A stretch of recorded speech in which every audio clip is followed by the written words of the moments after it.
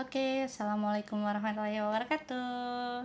Gimana nih kabarnya anak-anak? Semoga kita semua selalu sehat ya, amin. Pada pertemuan kali ini kita akan membahas tentang badan usaha, masih dengan badan usaha. Yang akan kita bahas adalah BUMS, ruang lingkup dari BUMS dan koperasi. Yuk kita langsung aja. BUMS. BUMS adalah badan usaha milik swasta yang definisinya adalah badan usaha yang didirikan dan dimodali oleh seseorang atau sekelompok orang. BUMS mempunyai peran. Yang pertama adalah membantu pemerintah memperbesar penerimaan atau penghasilan negara melalui pembayaran pajak dan lain sebagainya. Peran yang kedua adalah sebagai rekan pemerintah dalam mengusahakan sumber daya alam. Peran yang ketiga adalah membantu pemerintah dalam mengelola dan mengusahakan kegiatan ekonomi yang tidak dapat ditangani oleh pemerintah. Dan peran yang terakhir adalah membantu pemerintah dalam usaha meningkatkan devisa dari sektor non-migas. Lalu ada bentuk-bentuk dari BUMS. Di sini bentuknya ada 4. Yang pertama adalah perusahaan perseorangan. Yang kedua adalah firma atau FA. Yang ketiga adalah CV atau persekutuan komanditer. Dan yang keempat adalah perseroan terbatas. Kita bahas yuk tentang bentuk-bentuk dari BUMS satu persatu. Oke, yang pertama adalah perusahaan perseorangan. Jadi perusahaan perseorangan adalah badan usaha yang didirikan dan dikelola oleh perorangan dengan tujuan mendapatkan laba. Di sini modal perusahaan perseorangan ini berasal dari dana pribadi pemilik, sehingga pemilik memiliki tanggung jawab penuh atas apa yang terjadi pada perusahaan tersebut. Jadi kalau punya keuntungan ya dirasakan oleh pemilik seorang diri, begitu juga kalau terjadi kerugian atau terjadi apa-apa kepada usaha tersebut, yang bertanggung jawab adalah orang yang memberikan dana tersebut. Oke, selanjutnya untuk firma atau FA.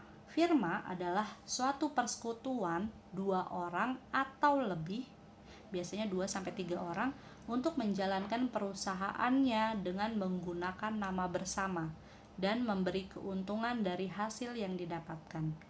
Jadi dalam firma ini, para anggota yang berkumpul merupakan anggota aktif, sehingga perusahaan dikelola dan dimiliki oleh beberapa orang tadi. Gitu. Nah, setiap sekutu dan anggota memiliki tanggung jawab yang sama pada perusahaan. Selanjutnya adalah persekutuan komanditer atau CV. Di sini CV ini adalah suatu bentuk usaha secara aktif yang melibatkan harta pribadi dan pihak lainnya hanya menyertakan modal saja tanpa harus melibatkan harta pribadi ketika krisis finansial. Jadi untuk CV ini dibagi menjadi 2 sekutu. Yang pertama adalah sekutu aktif dan yang kedua adalah sekutu pasif. Untuk sekutu aktif dia sama seperti firma ya. Nggak sama deh, maaf. Untuk sekutu aktif dia berbeda dengan sekutu pasif. Kenapa? Karena sekutu aktif itu tidak hanya menyertakan modal, tetapi dia juga terlibat dalam pengelolaan perusahaan. Sedangkan sekutu pasif itu hanya menyertakan sahamnya aja, menyertakan uang atau dana pada perusahaan tersebut. Lalu bagaimana kalau mendapatkan keuntungan?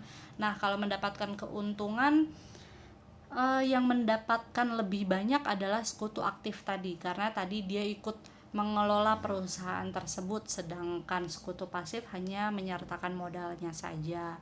Lalu bagaimana jika terjadi kerugian? Nah, di sini sudah kalian lihat. Jadi kalau terjadi sesuatu yang tidak enak gitu ya kepada perusahaan CV ini, yang terlibat secara dalam adalah sekutu aktifnya gitu.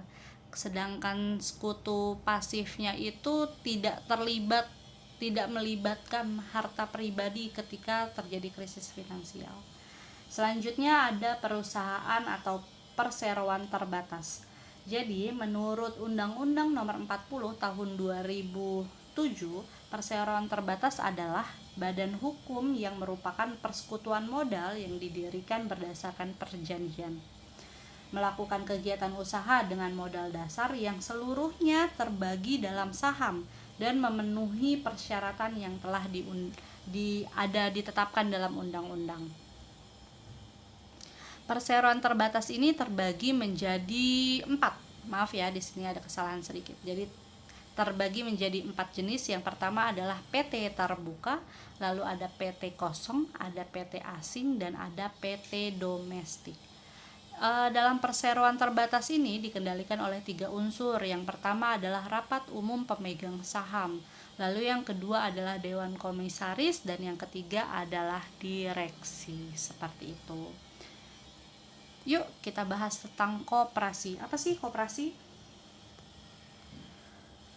Menurut Undang-Undang Nomor 25 Tahun 1992 tentang tentang perkoperasian, koperasi adalah badan usaha yang beranggotakan orang-orang atau badan hukum koperasi dengan melandaskan kegiatannya berdasarkan prinsip koperasi, sekaligus sebagai gerakan ekonomi rakyat atas asas kekeluargaan. Oke, bisa digarisbawahi ya. Di sini koperasi itu berasaskan kekeluargaan. Oke? Koperasi bertujuan meningkatkan kesejahteraan anggota pada khususnya dan masyarakat pada umumnya, sekaligus sebagai bagian yang tidak terpisahkan dari tatanan perekonomian nasional yang demokratis dan berkeadilan. Koperasi memiliki dasar hukum. Ada 3. Yang pertama adalah Pancasila, yang kedua adalah Undang-Undang 1945 pasal 33 tentang ekonomi. Selanjutnya adalah Undang-Undang Nomor 25 Tahun 1992 tentang perkoperasian. Di sini ada asas koperasi. Asas koperasi itu adalah berdasarkan kekeluargaan. Maksudnya adalah dalam menjalankan kegiatannya, koperasi itu dilakukan secara gotong royong. Lalu tujuan dari koperasi adalah meningkatkan kesejahteraan anggota pada khususnya dan masyarakat pada umumnya, serta ikut membangun perekonomian. Bagaimana dengan prinsip dari koperasi? Menurut Undang-Undang Nomor 25 Tahun 1992, prinsip dari koperasi yang pertama adalah kemandirian, yang kedua adalah keanggotaannya bersifat sukarela dan terbuka. Yang ketiga adalah pengelolaan dilaksanakan secara demokratis. Yang keempat adalah pemberian balas jasa yang terbatas berdasarkan pada modal. Lalu yang terakhir adalah pembagian sisa hasil usaha dilakukan secara adil sebanding dengan besarnya jasa usaha. Lalu bagaimana Bu dengan jenis-jenis koperasi? Nah, di sini jenis-jenis koperasi itu ada 3. Yang pertama adalah koperasi konsumsi, koperasi produksi, dan yang ketiga adalah koperasi jasa. Maksudnya apa? Nah, koperasi konsumsi ini didirikan untuk memenuhi kebutuhan umum sehari-hari para anggotanya. Kebutuhan koperasi yang dijual di koperasi harus lebih mudah dibanding di tempat lain karena koperasi ini bertujuannya tadi mensejahterakan anggotanya.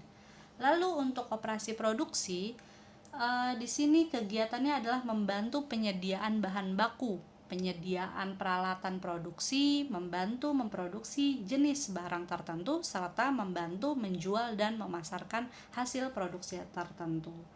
Lalu untuk koperasi jasa berfungsi memberikan jasa keuangan dalam bentuk pinjaman kepada para anggotanya.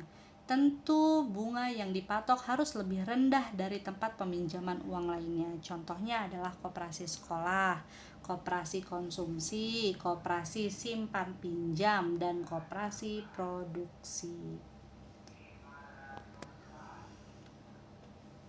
Demikian penjelasan ketiga atau pertemuan ketiga dalam bab badan usaha. Semoga penjelasan-penjelasan yang sudah Ibu terangkan kepada kalian dapat kalian pahami. Kalau belum paham, kalian bisa buka lagi video-video sebelumnya dalam channel YouTube ini. uh, Bisa kalian review kembali pelajaran yang sudah kalian pelajari sama-sama bersama ibu. Oke, terima kasih semuanya. Assalamualaikum warahmatullahi wabarakatuh.